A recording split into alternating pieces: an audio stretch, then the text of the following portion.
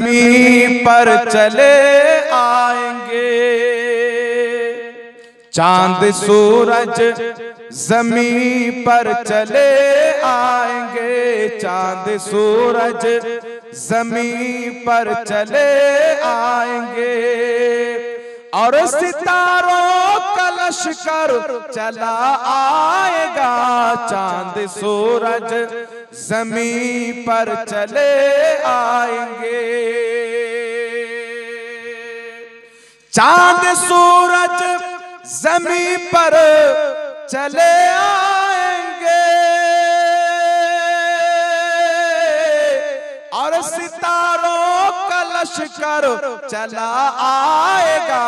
हुक्म मेरे नबी का अगर हो गया, हुक्म मेरे नबी का अगर हो गया, आसमां भी ज़मीं पर चला आएगा।